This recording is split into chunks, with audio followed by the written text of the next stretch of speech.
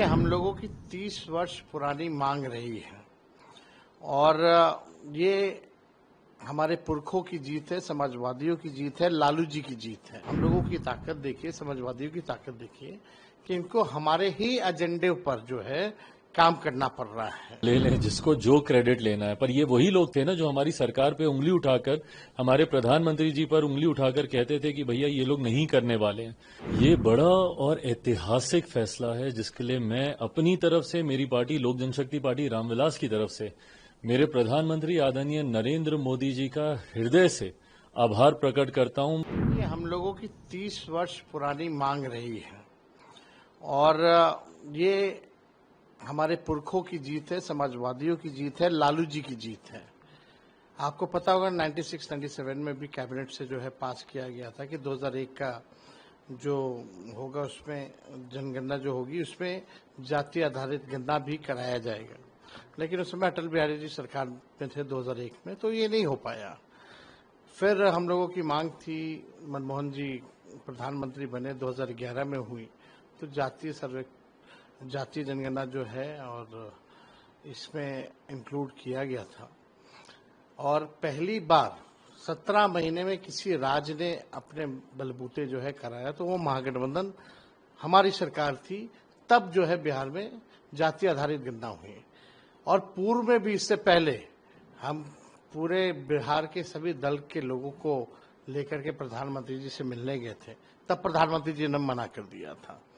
Parliament में इनके कई केंद्र मंत्रियों ने मना किया, लेकिन आज हम लोगों की ताकत देखिए, समाजवादियों की ताकत देखिए कि इनको हमारे ही एजेंडे पर जो है काम करना पड़ रहा है। तो अब हमारी अगली लड़ाई ये होगी कि जब ये जनगणना होगी जिसमें इंक्लूड किया जाएगा कास्ट सेंसस का भी, तब उसके बाद जब नतीजे आएंगे तो पूरे देश में और पूरे देश के जो विधानसभा चुनाव में हमारी मांग रहेगी कि पिछड़ों और अति पिछड़ों के लिए भी, जैसे दलित और आदिवासी भाइयों का आरक्षित सीटें हैं, उसी प्रकार से पिछड़ों और अति पिछड़ों का भी जो है आरक्षित सीटें जो है वो करनी पड़ेगी। ये लड़ाई हम लोग जो है लेकर के चलेंगे। ये बड़ा और ऐतिहासिक फैसला है जिसके लिए मैं अपनी तरफ से, मेरी पार्टी लोक जनशक्ति पार्टी रामविलास की तरफ से, मेरे प्रधानमंत्री आदरणीय नरेंद्र मोदी जी का हृदय से आभार प्रकट करता हूं। मेरे बिहार की 14 करोड़ जनता की तरफ से और समस्त देशवासियों की तरफ से मुझे लगता है आज एक लंबी जो हम लोगों की इच्छा थी, मांग थी, ख्वाहिश थी, आज हर उस देशवासी की इस ख्वाहिश को मेरे प्रधानमंत्री ने पूरा करने का कार्य किया। लंबे समय से मैं, मेरी पार्टी इस बात की हम लोग मांग करते थे और कई बार हम लोगों को एक दूसरे के सामने दिखाया जाता था यही कह के कि बीजेपी अलग राह पर है तो उनके सहयोगी चिराग पासवान अलग राह पर हैं जब वो जातीय जनगणना की वो मांग करते हैं। पर आज एक बार फिर से साबित हुआ कि हमारी सरकार हर उस फैसले को लेगी जो जनता के हित में हो, जो गरीबों के हित में हो। जातीय जनगणना का सबसे ज्यादा असर देश के तमाम उन गरीब जातियों से आने वाले लोगों को होगा जो संभवतः अभी तक मुख्य धारा के साथ नहीं जुड़ पाए हैं, केंद्र राज्य सरकार की योजनाओं का उस स्तर पर लाभ नहीं ले पाए हैं जो अपेक्षित था। मुझे लगता है इसके होने से हर व्यक्ति को मुख्य धारा के साथ जुड़ने का मौका मिलेगा और देश 2047 में जब विकसित भारत की बात हमारे प्रधानमंत्री जी करते हैं, उस दिशा में, उसकी नींव को मजबूत करने की दिशा में ये एक मजबूत और महत्वपूर्ण कदम है। लेकिन आप कह रहे हैं कि लोक जनशक्ति पार्टी चिराग पासवान,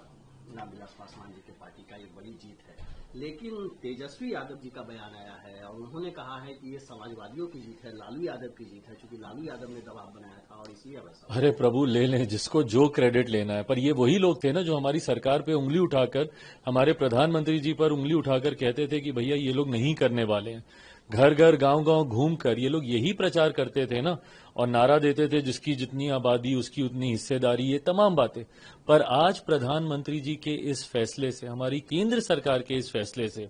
मैं मानता हूं कि कई और लोगों की इसमें इच्छा रही होगी, बट सबसे ज्यादा महत्वपूर्ण है कि देश की एक बड़ी आबादी की इच्छा थी कि जाति आधारित जनगणना होनी चाहिए। उनकी इच्छा को, उनकी भावनाओं को सम्मान देने का काम मेरे प्रधानमंत्री के द्वारा आज किया गया।